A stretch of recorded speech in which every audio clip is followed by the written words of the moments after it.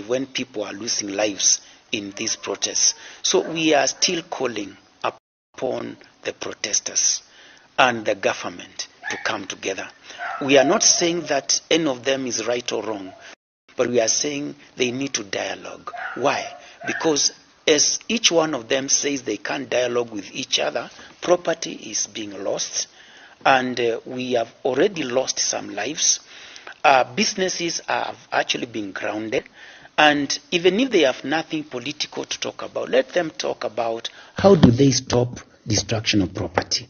How do they stop the loss of business? Because like now, Mondays and Thursdays, no business is going on in Nairobi. So we request both the government and the opposition to sit down and talk about those things, because it is the ordinary citizen who is suffering.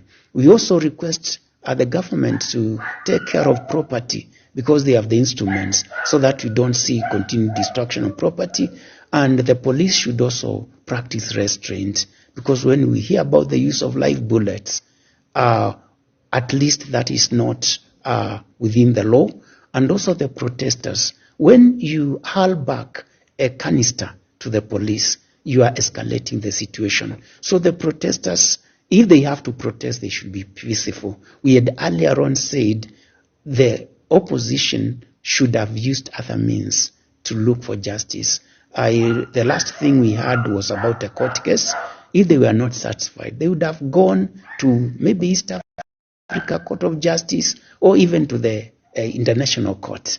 But now the protest way is not the best way to go about it, and the government should also be willing to talk. Most of the counties, beginning with our host county today, Machakos, Kitui, Makueni, Kajiado, we are actually consumers of that water. So as custodians of the people of the Republic of Kenya, and in effect the area that we represent, we took note that it's now the rainy season, and most of the waste, both solid waste and the other types of waste, including chemical waste, that has been discharged to the rivers due to the heavy rains.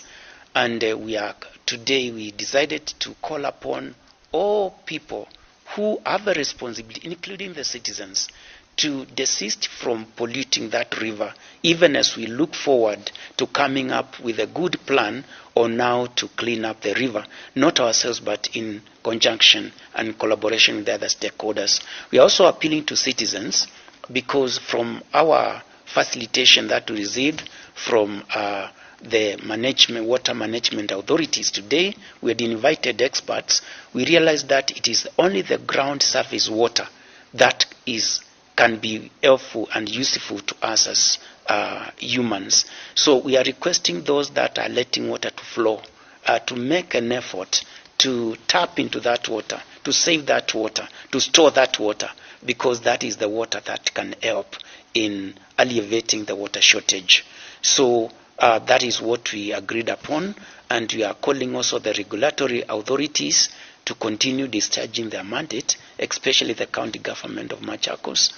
And we also request the citizens to follow the law when it comes to issues of drilling boreholes, which we realize that when they hide and drill boreholes without proper authorization, they risk their own lives, because that water has not actually been looked at, it has not been tested, and they might end up consuming harmful elements in that water. Secondly, they are breaking the law, and if they are actually caught, they'll also face the court action. So we request that let's be disciplined enough, even as we continue to look forward to a better environment tomorrow through the Catholic Peace and Justice Department. Kwanza tunamshukuru Mwenyezi Mungu kwa kutupatia maji ya mvua. Tumepata maji ya mvua, na tunahimiza watu wa Ukambani kwa ujumla, na hasa Machakos County, watumie hii nafasi ya kuweza kuvuna maji, kuweka matanki ya kuvuna maji,